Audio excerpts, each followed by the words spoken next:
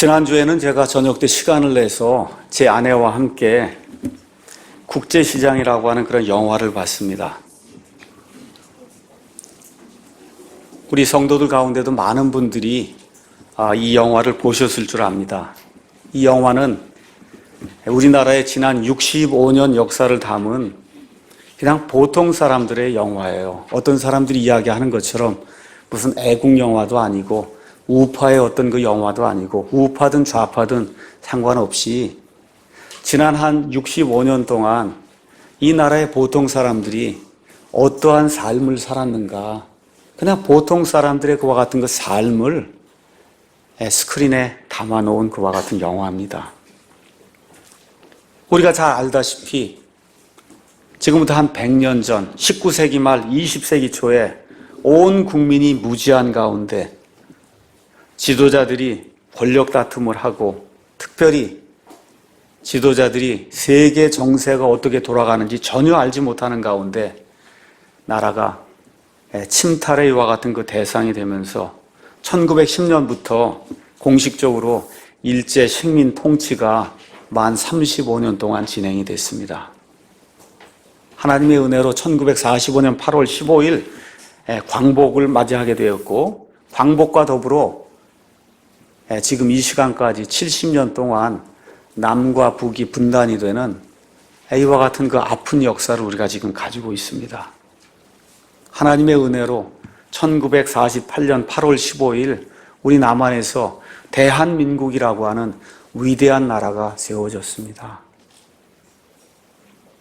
북한의 김일성이 남한을 이제 침략해서 적화 통일을 이루기 위해 1950년 6월 25일 남침을 이제 시작을 해서 순식간에 수도인 서울과 나라의 거의 대부분을 다 빼앗겼고, 낙동강까지 쫓겨내려갔다가 여러분이 잘 아시는 대로 맥어더 장군이 이끄는 유엔군이 바로 우리가 살고 있는 인천 9월 15일 오전 6시에 2시간에 걸쳐서 저 월미도 앞바다에서 인천 상륙작전을 감행함으로 다시 승기를 잡고 9월 28일 날 서울을 이제 수복을 했습니다.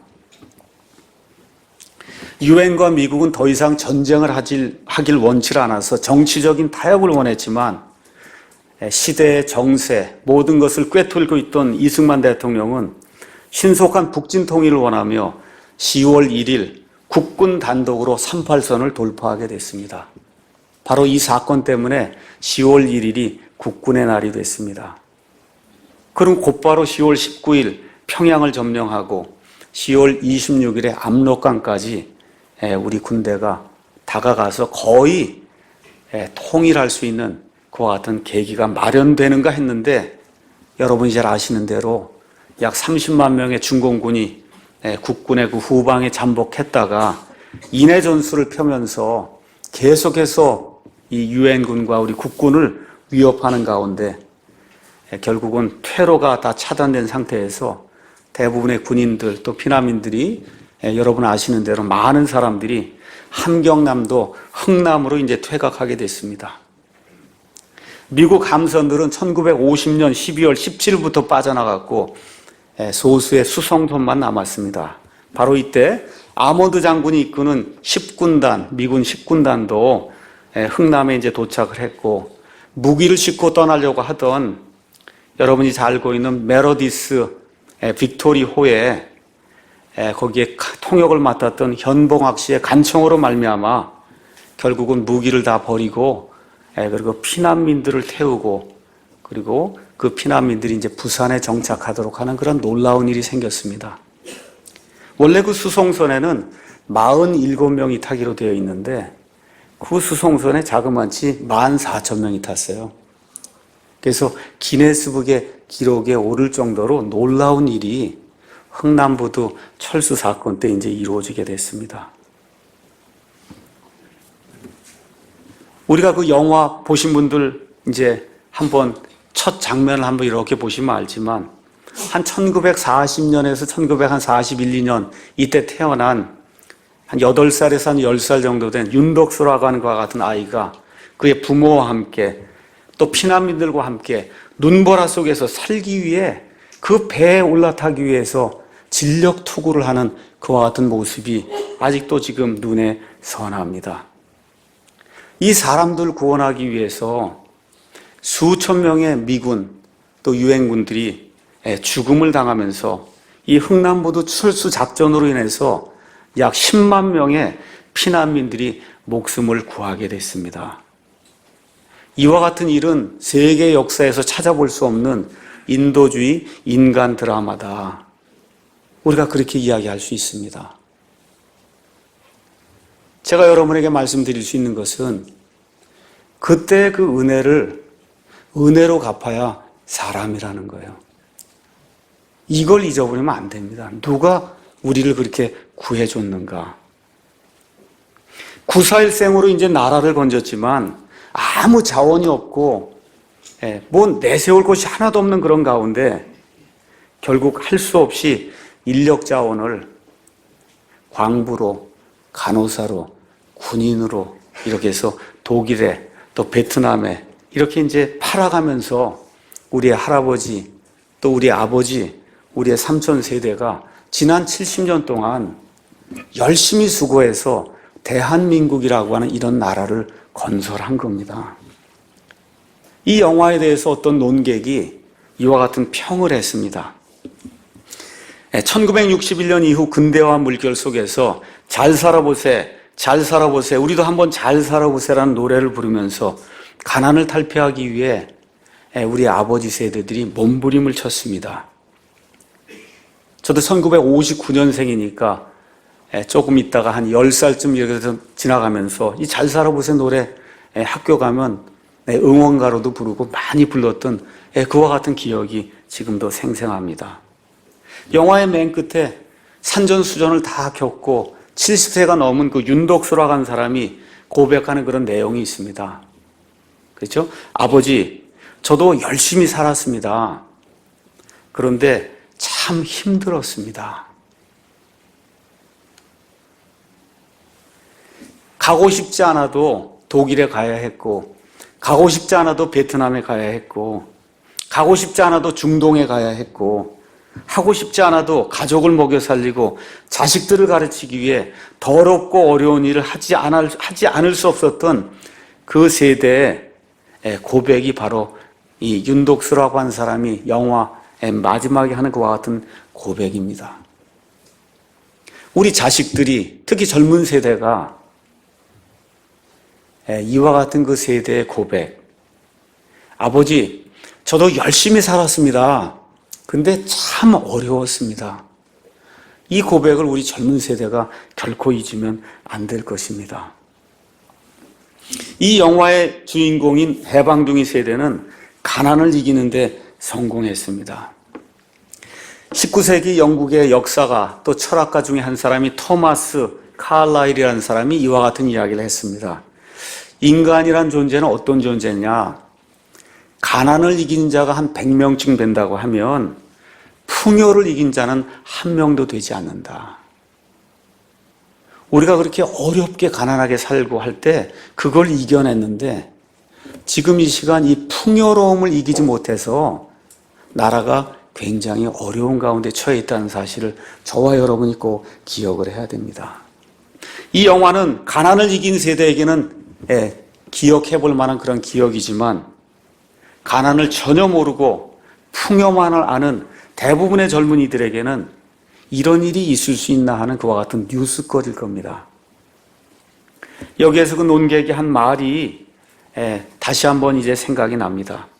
국제시장의 주인공이 자식들을 잘 키우고 과거를 회고할 수 있게 만든 사람들은 이승만 대통령 세대, 박정희 대통령 세대다.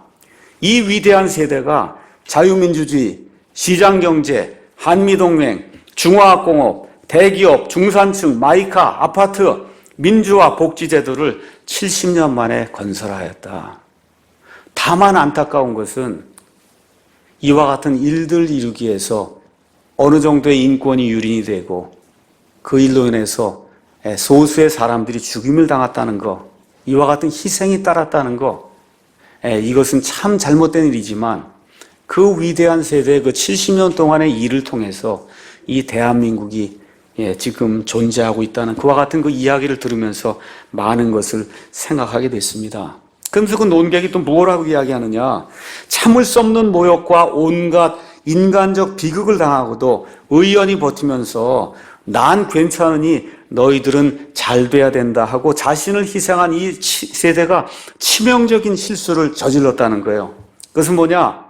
그들이 당했던 것과 같은 고난과 아픔과 슬픔의 것과 같은 그 이야기를 자녀들에게 제대로 전달하지 않았기 때문에 지금 이 자식들이 이 많은 풍요를 누리면서도 고마움을 전혀 모르고 이 멋있는 나라가 공짜로 그냥 생길 줄 아는 이와 같은 이 상황이 생겼다는 거, 이것이 그 세대가 젊은 세대들에게 남겨주지 못한 그와 같은 유산이다. 이와 같은 이야기를 하고 있습니다. 그 결과가 어떻게 되느냐? 투표권을 가진 성인 중 15%, 약 500만 명이 6.25 전쟁이 남침인지 북침인지를 알지 못하는 이와 같은 안타까운 일이 우리나라에 지금 일어나고 있다고 하는 그런 이야기를 적어놨습니다.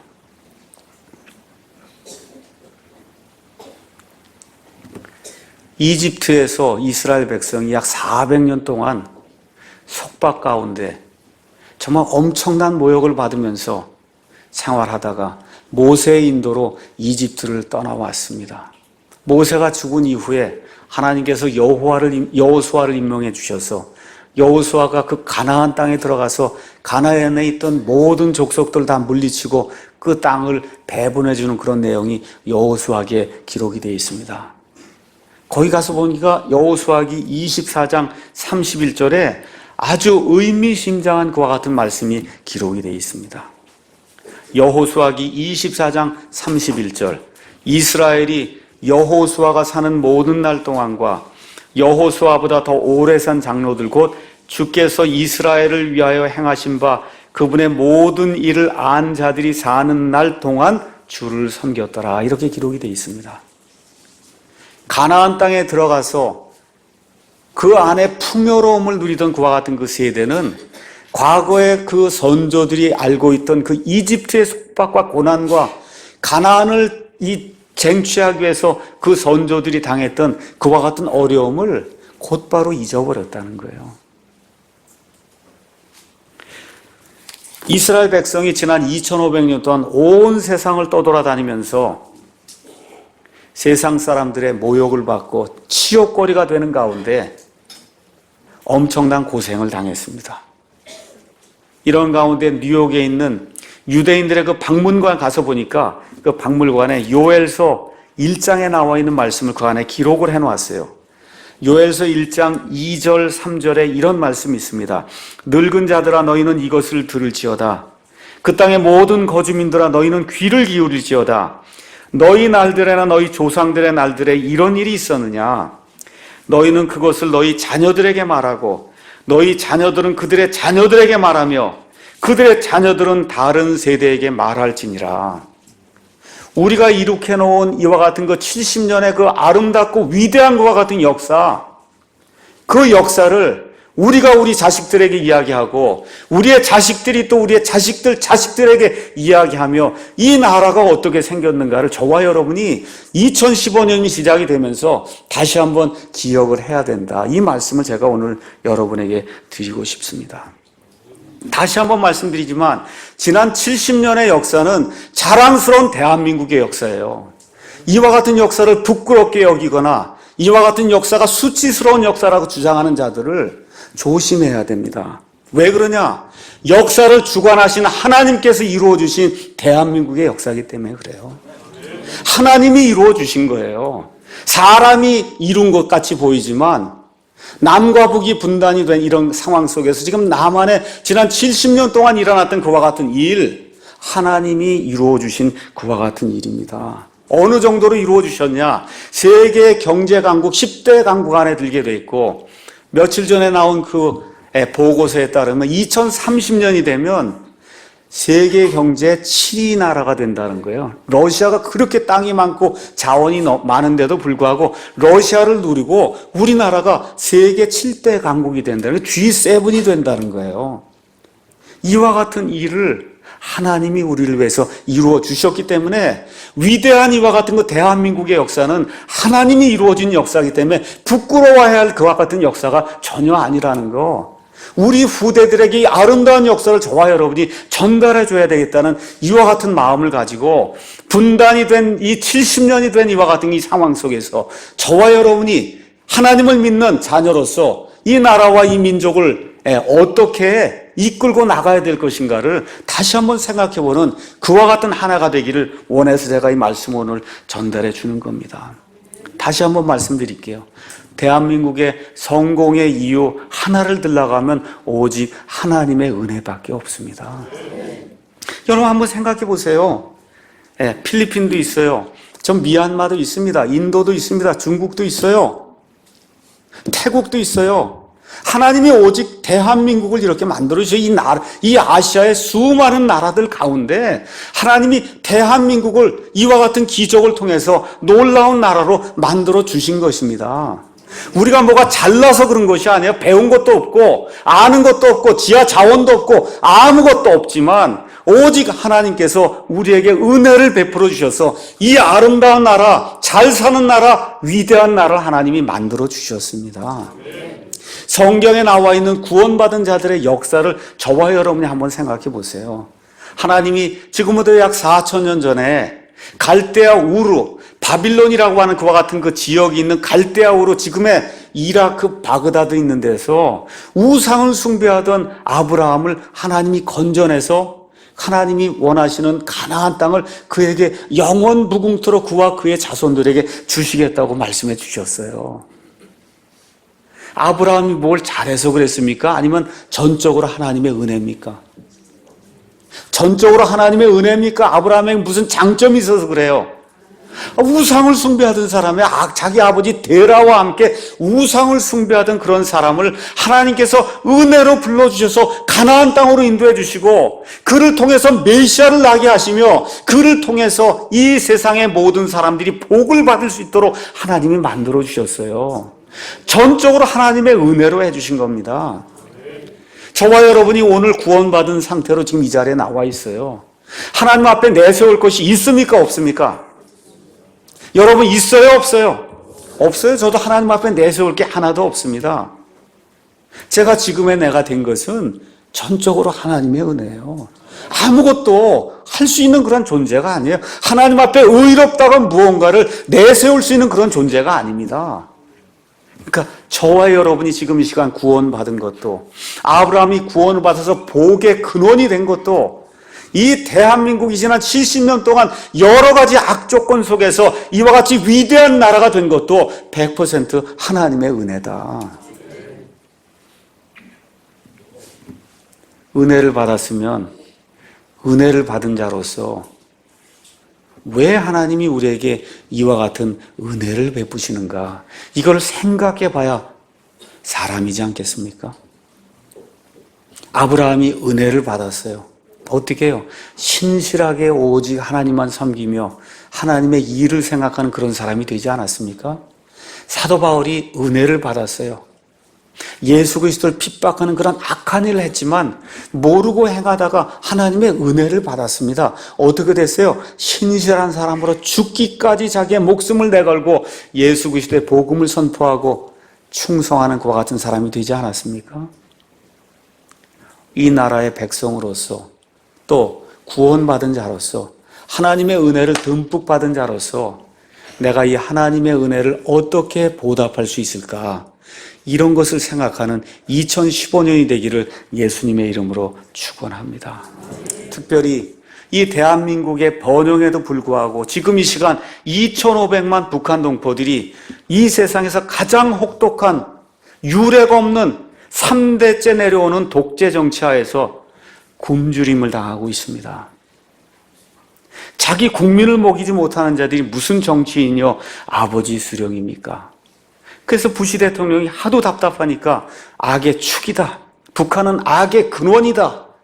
인간적으로 볼 땐 너무나 답답한 그와 같은 현실을 표현한 겁니다. 자기 국민을 먹이지 못하면 그만둬야 되는 겁니다.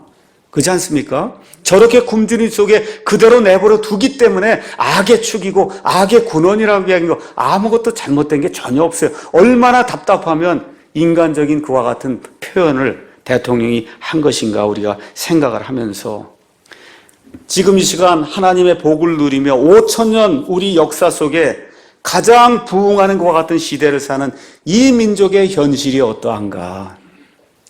오늘 이 시간 이런 것들을 성경을 통해 한번 살펴보면서 오늘은 주여 듣고 용서하시고 행하시옵소서라고 하는 그런 제목을 가지고 다니엘서 9장에 나와 있는 말씀을 여러분에게 강의하도록 하겠습니다.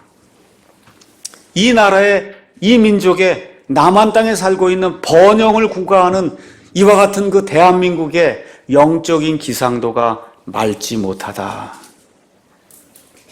다시 한번 말씀드리지만 대한민국 부흥의 가장 큰 요인은 기독교입니다. 누가 뭐라고 해도 이거 부인할 수 없는 그런 사실이에요. 세계의 역사를 가서 보실 때 통계적으로 여러분 가서 보시면 참 하나님이 들어가면 그러면 사람이 깨이게 돼 있어요. 사람이 깨이게 되면 근면하게 일하게 돼 있고 근면하게 일하게 되면 사람이 잘 살 수밖에 없는 그런 구조로 바뀌게 돼 있습니다. 우상을 섬기면 대부분의 사람들이 미신 이거에 빠지면 무지 가운데 살게 되고 마귀를 섬기면 하나님이 결코 그런 나라에 복을 주지 못합니다. 지난 수천 년 동안 잡신을 섬기고 우상을 숭배하던 그와 같은 민족이에요. 1885년 언더우드 아펠젤의 선교사를 통해서 우리나라에 복음이 들어왔습니다. 어딜 통해 들어왔어요? 여기 인천 제물포를 통해 들어왔어요. 저와 여러분이 지금 예배드리는 여기 인천이 제물포 이 항구를 통해서 예수 그리스도의 복음이 우리 가운데 전파가 되는 가운데 이분들이 복음을 선포하고 지식을 교육하고 의로 선교를 하면서 말 그대로 깨이기 시작한 거예요. 우리 국민들이 깨이기 시작한 겁니다. 개화가 일어나기 시작한 거예요. 이것을 통해 유일하신 참 하나님 여호와 하나님이 계신다고 하는 창조주 하나님이 계시고 그 다음에 이 창조주 하나님께서 자신의 독생자 예수 그리스도를 이 땅에 보내셔서 그 예수님께서 세상 모든 사람들의 죄를 한 번에 영원 무궁토록 제거하셨다는 예수 그리스도의 단번 속죄 복음을 아는 그와 같은 사람들이 이 땅에 생겨나기 시작했습니다.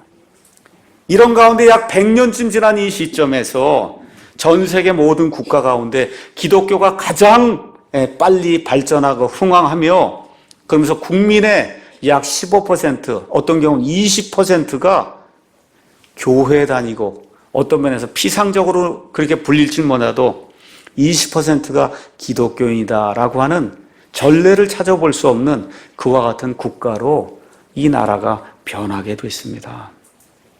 얼마나 큰 은혜를 입었는가. 6.25 전쟁을 당하신 우리 어르신들 한번 생각해 보시고 그 전쟁 이후에 우리 인천에 살던 사람들 미군 부대에서 나오는 꿀꿀이 죽 먹고 이러면서 살던 때가 엊그제 같은데 지금 여러분 그런 삶으로 다시 돌아가라면 살 수 있을 것 같아요? 없어요. 저도 못 살 것 같습니다. 놀라운 변화가 우리 가운데 생겼어요. 근데 문제가 되는 것이 뭐냐? 지금 우리나라의 영적인 그와 같은 기상도 어떤 상태냐? 하나님의 심판을 받기 일보 직전이다.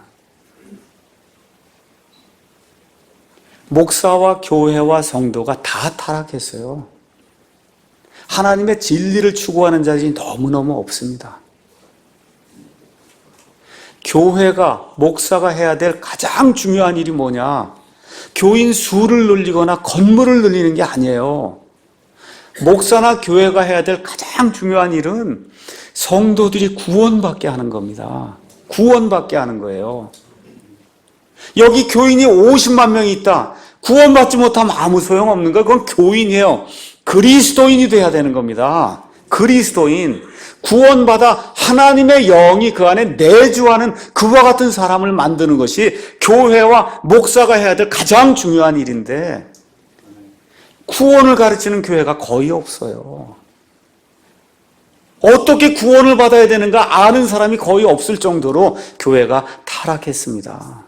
너무너무 답답한 이와 같은 그 현실 속에서 구원을 가르치지도 않고 구원받은 사람의 오히려 구원을 빼앗아가는, 구원을 잃어버린다고, 행위가 없으면 구원을 잃어버린다고 하는 이와 같은 구원의 영원한 안전보장 교리를 깨는 자들이 목사라고 해서 이 자리에 서서 말씀을 선포하고 있습니다.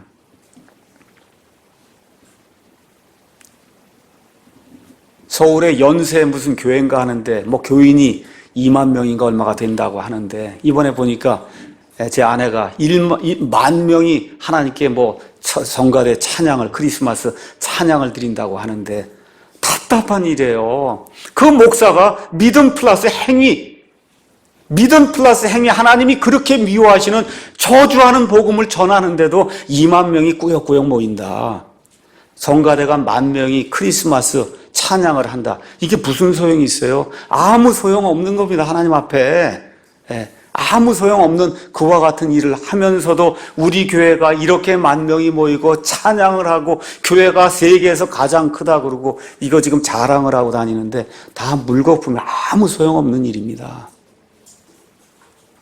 구원의 영원한 안전보장, 오직 예수 그리스도를 믿음으로 구원받는 거 맞습니까? 내 행위와 상관없이 하나님이 거저주시는 그와 같은 구원, 하나님만을 신뢰하고 의지하게 될 때 예수님만이 나의 유일한 구원자십니다 하고 예수님만을 신뢰하게 될 때 하늘에서 거저주어지는 그 구원, 한번 구원받으면 하나님의 자녀가 되면 영원 무궁토록 우리 안에 하나님의 영이 거하시며 우리가 영원 무궁토록 하나님의 자녀가 되어 구원을 결코 잃을 수 없다고 하는 구원의 영원한 안전보장. 이게 얼마나 중요한 교리입니까? 이걸 가르치는 교회가 날이 갈수록 없어지고 있어요.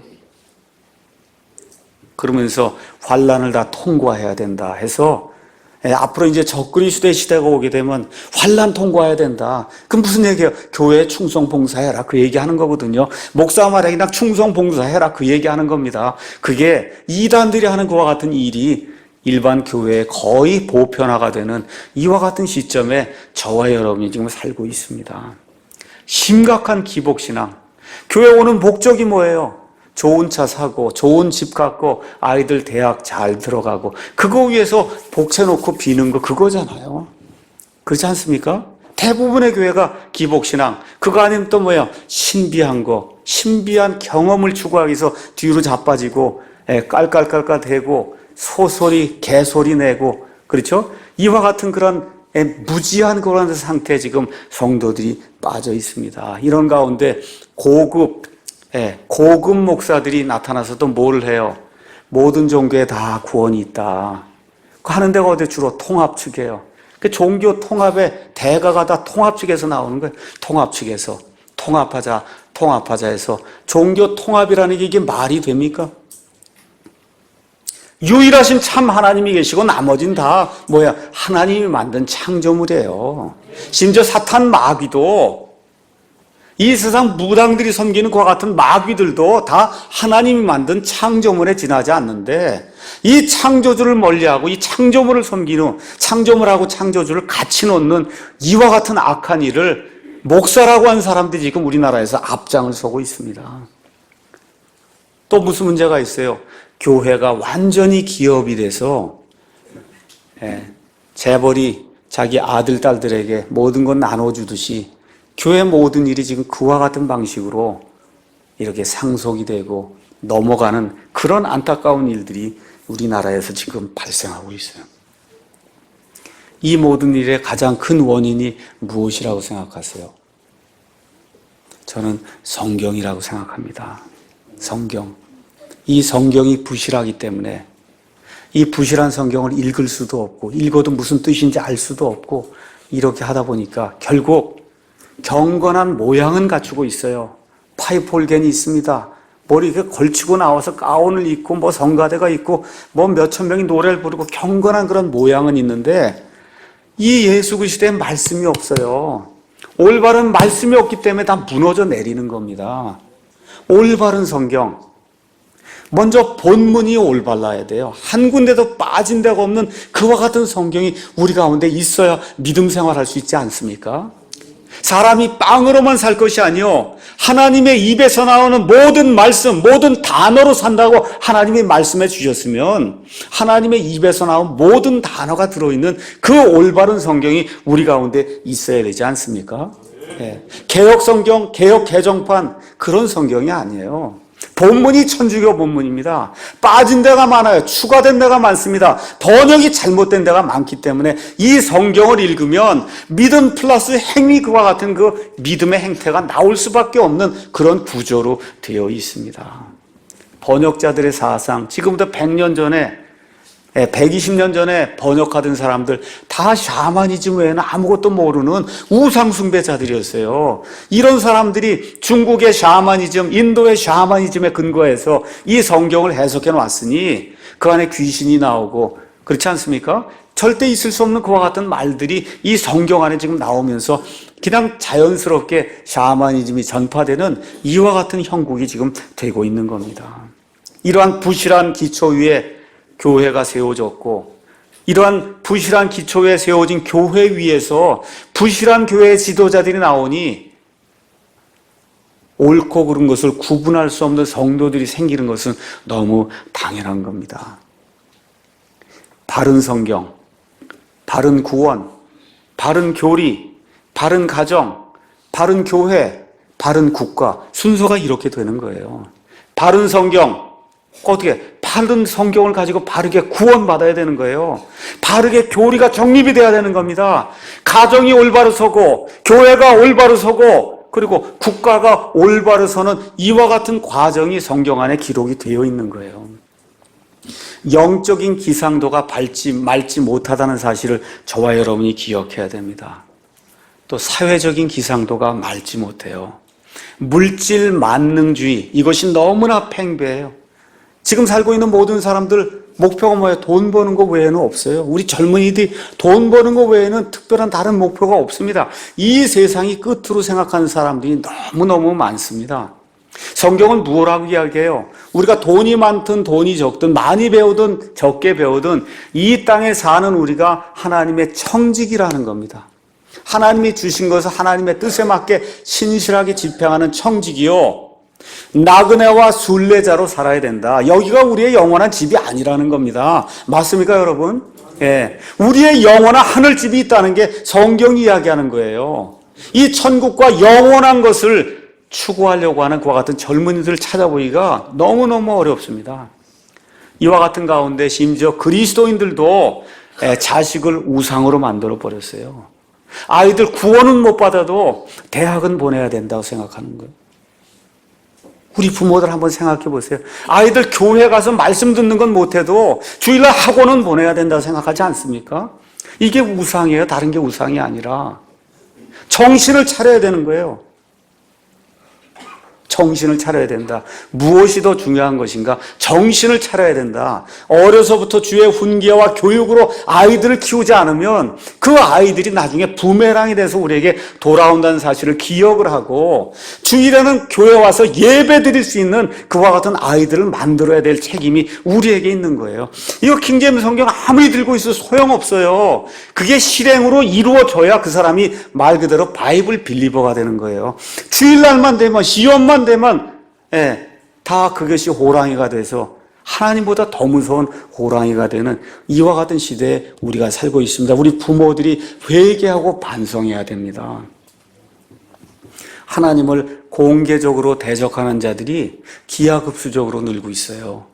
하나님을 공개적으로 대적하는 일의 대표적인 게 뭐냐? 동성애 합법화하는 겁니다. 하나님은 남자와 여자를 지으시고 그 남자와 여자의 결합에 의해서 경건함을 추구하는 하나님의 씨를 이 땅에 낼 수 있도록 하나님이 만들어 주셨습니다. 그 일이 불가능한 남자가 남자끼리, 여자가 여자끼리 이와 같은 성적인 결합을 하는 것은 하나님께 직접적으로 도전하는 그와 같은 행위예요. 이와 같은 일이 지금 우리 사회에서 너무나 공공연하게 지금 이루어지기 때문에 영적인 기상도뿐만 아니라 사회적인 이와 같은 문화적인 기상도가 맑지 못한 상태에 저와 여러분이 살고 있습니다.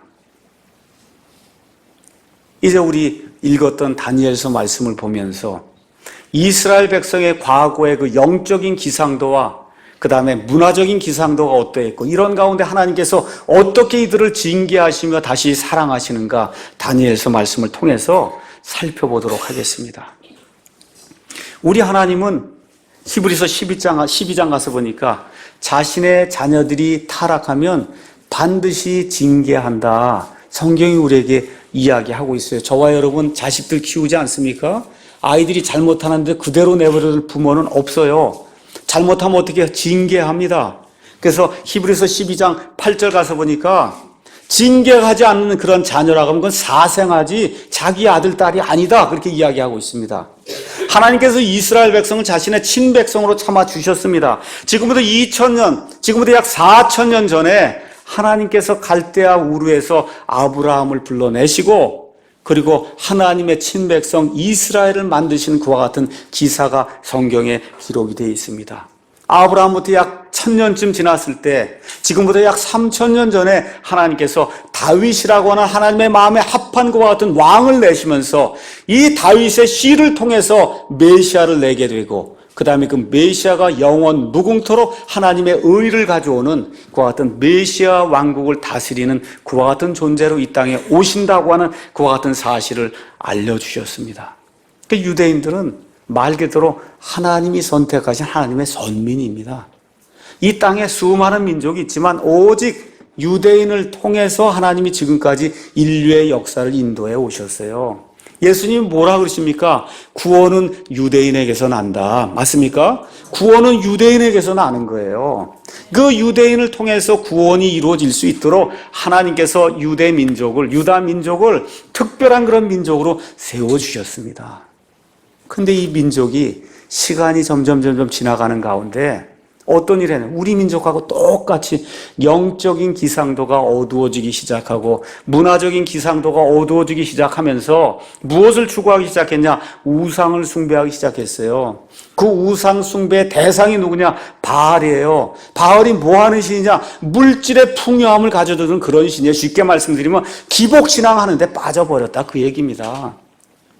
마귀를 섬기고 바알을 섬기면서 하나님이 아니라 이 마귀와 바알이 우리에게 많은 물질적인 풍요를 준다고 하는 이와 같은 헛된 상상 속에 빠져 걷는 가운데 하나님께 직접적으로 대적하는 그런 일이 다윗 이후에 북왕국 이스라엘과 남왕국 유다에 생기게 될 때 결국은 BC 606년에 느부갓네살의 바빌론 침공으로 인해서 남왕국 유다가 멸절되는 그와 같은 일이 생기게 됩니다. 바로 이때 우리 영화에서 봤던 그 윤덕수 한 10살 때였던 그 아이가 이 부산으로 남모른 그와 같은 땅으로 옮겨왔던 것처럼 그 유다 사람들 가운데 다니엘이라고 하는 아마 한 10살에서 15살쯤 되는 그와 같은 그 소년이 바빌론 사람들의 포로가 돼서 1000km 이상을 걸어가지고 그러고서는 바빌론 땅으로 포로로 잡혀가는 그와 같은 일이 생겼다고 다니엘서 1장 1절에서 4절 말씀이 기록을 하고 있습니다. 근데 놀라운 것은 하나님께서 이 아이의 삶을 통해서 하나님이 친히 인간의 모든 역사를 주관하시는 주권자 하나님이라는 그런 사실을 성경을 통해서 보여주는 아름다운 일이 이 다니엘서에 기록이 되어 있습니다. 다니엘은 그 당시 이 세상이 알고 있던 가장 위대한 왕 느부갓네살의 손자가 되는 벨사살, 그 다음에 바빌론을 멸절시키고 왕이 된 다리오, 그 다음에 이 페르시아 전 제국을 다스리던 고레스, 뭐 말만 들어도 다리가 후들후들 떨릴 수밖에 없는 그런 그 위대한 왕들의 포로가 됐고 그 왕들을 섬기는 신하가 됐는데 하나님께서 이 아이를 들어 쓰실 때 그 왕들이 와서 머리를 조아리고 이 아이에게 지혜를 구하는 그런 아름다운 일이 포로로 끌려간 이 바빌론에서 생기게 됐다고 성경이 우리에게 이야기하고 있습니다. 다니엘서 2장 47절 가서 보니까 느부갓네살의 이와 같은 그 형상의 꿈을 다 해석한 이후에 느부갓네살이 2장 47절에 왕이 다니엘에게 응답해 이르되 내가 능히 이 은밀한 일을 드러내는 것을 보니 진실로 너희 하나님은 신들의 신이시요 왕들의 주시며 은밀한 일들을 드러내시는 이시로다 하고 다니엘 앞에 고백하는 이런 내용이 들어있습니다. 지금 온 세상을 통치하는 왕이 다니엘이라고 하는 이와 같은 젊은 청년 앞에 와서 내가 섬기는 하나님이 진짜 유일한 하나님이다. 3장 28절 또 거기 가서도 보니까 느부갓네살이 용광로에 던졌던 그와 같은 세 아이들이 극적으로 구조되는 것을 보고 무엇라고 이야기하냐? 사드락과 메삭과 아벳느고의 하나님을 찬송할지로다. 그분께서 자신의 천사를 보내사 자신을 신뢰하며 왕의 말을 바꾸고 자기 몸을 바친 자신의 종들을 건지셨으니 이것은 그들이 그들의 하나님 외에 어떤 다른 신을 섬기거나 그 신에게 경배하지 못하게 하려 하심이라. 이 이방인 느부갓네살이 가만 보니까 다니엘의 하나님, 사드락과 메삭과 아벳느고의 하나님, 이 하나님만이 유일한 하나님이라는 겁니다. 예, 이런 놀라운 일을 이 포로 생활하는 아이들의 삶을 통해서 하나님이 보여주셨어요. 4장 34절에서 35절에 이 느부갓네살이 또 위대한 것과 같은 고백을 합니다. 그분 하나님께서는 땅의 모든 거주민을 아무것도 아닌 것으로 여기시며 이 땅에 미국이 있고 영국이 있고 러시아가 있고 뭐가 많아도 하나님 보시기에 아무것도 아니라는 겁니다. 하늘의 군대 안에서든지 저 위에는 하늘의 군대 천사들 가운데서든지 땅의 거주민들 가운데서든지 자신의 뜻대로 행하시나니 하나님께서 하나님의 뜻대로 온 세상 역사를 주관해 나가신다 그 얘기예요. 그래서 아무도 그분의 손을 멈추게 하거나 그분께 이르기를 당신이 무엇을 하나이까 하지 못하리라. 이 세상의 모든 것, 우주의 모든 것 하나님의 손아귀에서 이루어지고 있다. 지금 이 느부갓네살이라고 하는 이방인 왕이 고백하는 그런 내용이 그 안에 기록이 되어 있습니다. 사자굴에서 다니엘이 죽지 않고 남은 것을 보고 다리오 왕이 6장 26절에 이야기하고 있습니다. 내가 한 칙령을 내리노니 내 왕국의 모든 통치하에 있는 사람들은 다니엘의 하나님 앞에서 떨며 두려워할지니라. 그분은 살아계신 하나님이시요 영원토록 변하지 아니할 분이시며 그분의 왕국은 그분의 통치는 멸망하지 아니하고 그분의 통치는 끝에까지 이르리로다. 이와 같은 고백을 이방인 왕이 할 수밖에 없도록 만든 그와 같은 사람이 바로 다니엘이에요. 다니엘. 우리 성도들이 비록 이 땅에 살고 있습니다. 세상에 지금 살고 있지만 다니엘과 마찬가지로 포로 생활하고 있어요. 그럼에도 불구하고 이 세상 사람들이 머리를 숙이고 우리에게 와서 우리에게 지혜를 구하는 그런 사람이 되어야 되지 않겠습니까? 다니엘의 성공 비결 몇 가지를 말씀을 드리겠습니다. 다니엘서 1장 8절에 가서 보니까 다니엘은 포로로 잡혀간 가운데 나이가 몇 살이 안 되는 가운데 이방인의 왕이 자기가 섬기던 우상에 바친 것 같은 음식을 먹으라고 할 때 8절에 그러나 다니엘은 왕이 정해준 음식이나 왕이 마신 포도주로 자기를 더럽히지 아니하겠다고 마음속에 작정했다. 성경이 그렇게 이야기하고 있습니다. 여기 특히 우리 젊은이들에게 제가 다시 한번 말씀드립니다. 이 세상의 것들로 내 자신을 더럽히지 않겠다고 다니엘처럼 마음속에 작정하는 그와 같은 젊은이 되기를 예수님의 이름으로 축원합니다. 다니엘은 기도하는 사람이었어요. 다니엘은 기도하는 사람이었다. 다니엘서 6장 4절 가서 보니까 뭐라고 기록이 되어 있냐. 다리오 왕 때 다니엘이 가장 높은 그와 같은 지위를 얻게 된 것을 보고 다른 사람들이 그를 고소하려고 했는데 그를 비방할 거리가 하나도 없는 겁니다. 그래서 어떻게 비방을 했느냐 하면 그가 기도하는 것을 보고 기도로 이 사람을 책을 잡지 않으면 도저히 이 사람에게선 허물을 찾을 수가 없다. 다니엘이 하루에 몇 번 기도했다 그래요? 3번 기도했다. 10절에 가서 보니까 왕이 기도하면 안 된다고 하는 것 같은 칙령을 내렸음에도 불구하고 10절에 그런데 다니엘은 그 조서에 도장이 찍힌 것을 알고도 자기 집에 들어가 자기 방에서 예루살렘을 향하여 창문을 열고 전에 하던 대로 하루에 3번씩 무릎을 꿇고 기도하며 자기 하나님 앞에서 감사를 드렸다. 성경이 그렇게 기록하고 있습니다. 첫째, 자신을 더럽히지 아니하겠다고 작정을 해야 되고 하나님 앞에 모든 걸 내어놓고 기도하는 그런 사람이 되어야 되며 그런 가운데 그는 말씀을 연구했다고 성경 오늘 읽은 다니엘서 9장 말씀이 우리에게 이야기해주고 있습니다. 9장 2절 가서 보니까 다리오의 통치 제1년에 나 다니엘이 책들을 통하여 두루마리 성경 책들을 통하여 주의 말씀이 대언자 예레미야에게 임하사 알려주신 그 횟수가 뭐냐? 바빌론 땅에서 얼마 동안 포로 생활하겠느냐 하는 그 횟수가 예루살렘이 황폐한 가운데 70년이라고 하는 그런 사실을 깨닫게 되었다. 성경이 그렇게 이야기하고 있는 겁니다. 지금 다니엘의 나이가 얼마쯤 됐냐? 83세가 됐어요. 바빌론에 지금 잡혀온 지 약 68년이 됐습니다. 죽을 날이 얼마 되지 않은 그런 가운데 하나님의 은혜로 성경을 연구하는 가운데 이와 같은 놀라운 계시가 그에게 임하게 될 때 어떤 일을 하기 시작했어요? 3절부터 그가 금식하며 굵은 베옷을 입고 재를 덮어준 채 주 하나님을 향해 얼굴을 고정하고 기도하고 간구했다. 성경이 그렇게 이야기하고 있습니다. 이 하나님이 어떤 하나님이냐? 9장 4절 가서 보니까 오 주여 하나님을 사랑하고 하나님의 명령들을 지키는 자들에게 언약을 지키시며 긍휼을 베푸시는 크고 두려우신 하나님, 다니엘의 하나님은 크고 두려우신 하나님, 지혜를 주시는 그 하나님, 크고 두려우신 하나님, 저와 여러분에게 은혜를 베풀어 주신 그 하나님이 크고 두려우신 하나님이다. 2015년도엔 저와 여러분이 무슨 일을 행하든지 저 위에 계신 하나님이 크고 두려우신 하나님으로 나의 일거수일투족을 내려다보고 계신다. 이 사실을 기억해야 흥황할 수 있습니다.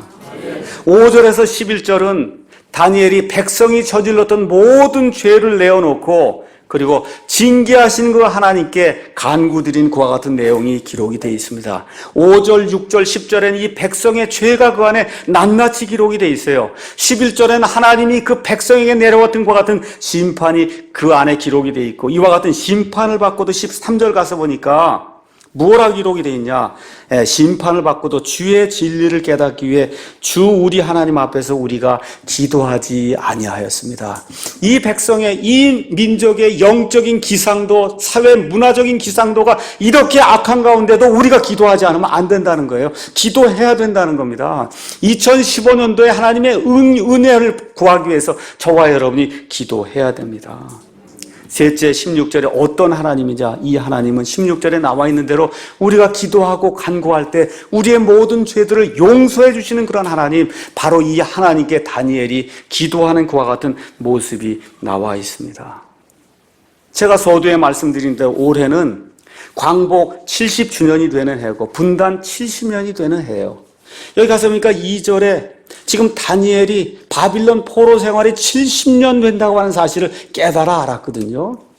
올해 통일이 된다, 제가 이런 걸 예언하는 것이 아니라 저와 여러분이 이와 같은 말씀을 기억을 하고 그리고 이 분단 70년 된 이와 같은 그 시점에서 우리 하나님께 간구할 제목을 놓고 기도를 해야 된다는 겁니다. 바로 이 해 분단 70년이 된 바로 이 해 저와 여러분이 다니엘처럼 하나님 앞에 기도해야 될 그와 같은 제목이 있다는 거예요. 어떻게 기도해야 되냐?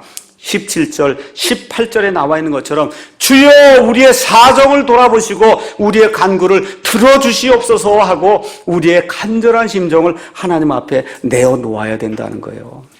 북한 땅이 지금 저렇게 어려운 가운데 있사오니 하나님 올해는 우리에게 통일을 주시기 바랍니다. 좋은 지도자를 주시기 바랍니다. 자유민주주의 경제체제가 더 활발하게 진행될 수 있도록 하나님께서 우리 정치하는 사람들에게 지혜를 주시고 용기를 주시기 바랍니다. 이 백성이 회개할 수 있도록 도와주시기 바랍니다. 이 한국의 교회들이 성경 말씀을 통해 회복될 수 있도록 도와주시기 바랍니다. 특별히 킹제임스 흠정역 성경, 하나님의 말씀이 온전히 담겨있는 이 성경이 자유로운 행로를 가지고 이 민족에게 전달이 될 수 있도록 하나님께서 도와주시기를 간절히 원합니다 하고 저와 여러분이 국가와 민족을 위해서 기도해야 됩니다. 또 하나, 우리 마음에 각자 가지고 있는 소원이 있지 않습니까? 그렇지 않습니까? 재정적인 문제, 결혼의 문제, 취직의 문제, 병의 문제, 여러 가지 부모 자식 간의 문제, 이 모든 문제들 하나님 앞에 내어놓고 저와 여러분이 죄를 고백하고 우리의 간구를 드릴 때 다니엘에게 하나님께서 응답해 주신 것처럼 저와 여러분의 개개인의 과 같은 소원을 놓고 하나님 앞에 간구하게 될 때 하나님이 우리의 기도를 응답해 주시리라고 믿습니다. 19절 말씀 제가 읽어보겠습니다. 오 주여 들으소서. 저와 여러분이 이렇게 기도하는 거예요. 하나님 들으시옵소서. 오 주여 용서하시옵소서. 오 주여 귀를 기울이시고 행하시옵소서. 오 내 하나님이여 주를 위하여 지체하지 마시옵소서. 하나님 너무 시간이 없습니다. 지체하지 마시고 하나님의 뜻을 우리 가운데서 이루시기 원합니다. 그 목적이 뭐냐? 하나님의 이름이 존귀하게 되기를 원합니다 하는 이와 같은 기도 제목을 놓고 저와 여러분이 기도 속에 주여 들으시옵소서, 주여 이 민족의 죄를 용서하시옵소서, 주여 더 늦기 전에 지체하지 마시고 하나님의 일을 행하시옵소서, 이 세 가지를 우리 기도 속에 포함시키며 우리의 기도를 하나님 앞에 드리게 될 때 이와 같은 기도가 하나님의 은혜로 응답이 되는 2015년이 되기를 예수님의 이름으로 축원합니다. 기도하겠습니다.